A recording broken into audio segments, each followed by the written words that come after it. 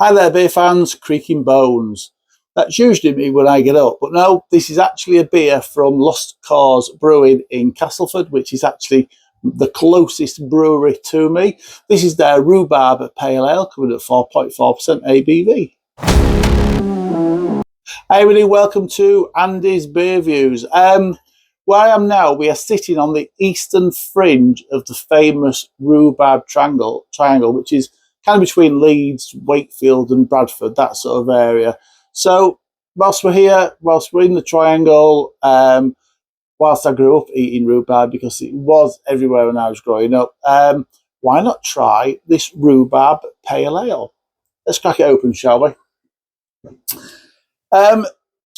Yeah, Creaking Bones. The name comes from when you force rhubarb, because this is Yorkshire forced rhubarb in here, you can hear it growing. It's a bit like, I said the other day actually, it's a bit like hops. I grow hops here, and you can almost see the hops grow. In the height of summer, when they're really putting on a good display, you can really hear the hops growing. Rhubarb's the same. And it can grow quite a bit every single day. We used to grow rhubarb, but ended up giving it to, we had a rhubarb plant, ended up giving it to, because we never really cooked with it, so ended up giving it to one of my daughters. And so that's now up in just outside Durham. Now what I'm hoping from this, like I do all the time, is the rhubarb flavour's not too much. I'm hoping for a nice subtle rhubarb flavour because I want to taste that base beer underneath. Let's see what it's like, shall we? Pour wise, it has poured a very pale golden colour, plenty of carbonation, crystal clear. It's about crystal clear. Let's get that aroma.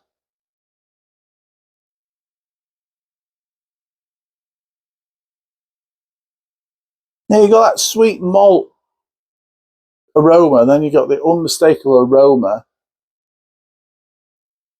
of rhubarb. Smells good. Might have a little, you know, just look at that. That might have a little tinge, a little rhubarby, little red tinge to that. Actually, I'm being honest. Right, let's taste it. Cheers, everybody.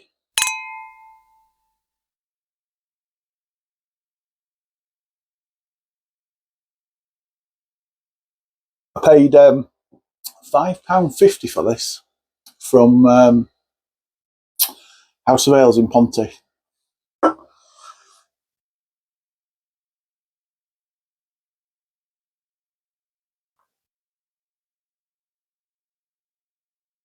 I know it says pale ale, but it almost drinks like a bit lagery.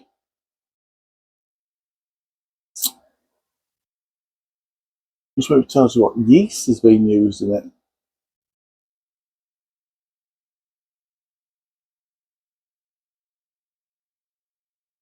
It's got apple, it's got rhubarb in it and apple. Interesting. We've chopped and dropped 60 kilograms of Yorkshire forced rhubarb from Cooks, local legends with over 50 years of growing history. Everybody around here knows Cooks for rhubarb. The name references the sound of rhubarb leaves and stems popping out of the soil, grown in dark by candlelight. The result, a crisp, sparkling, pale, I've read it, haven't I? A zingy hit of rhubarb, touch of sweetness, and a refreshing finish. It is refreshing. It's got. It has got. I know I've just read it's got apple in there as well, but it is like a mixture, like a hybrid between a lager, a pale ale, and a cider.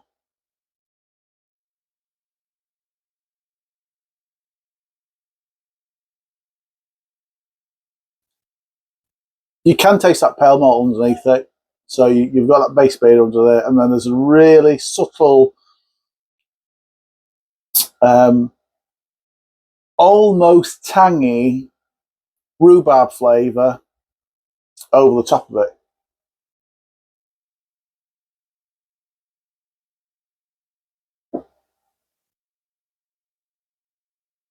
There's almost like a little hint of vanilla in there, but I did notice it's got oats in it, so that's probably bringing just that little bit of creaminess to it, potentially a little bit of that almost sort of hint as a little vanilla flavour.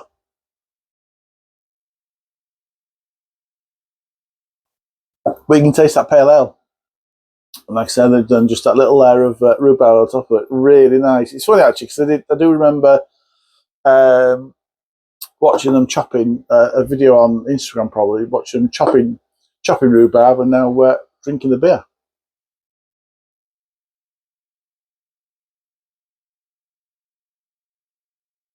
That is a nice brew. That's a nice brew. It is crispy. It's refreshing.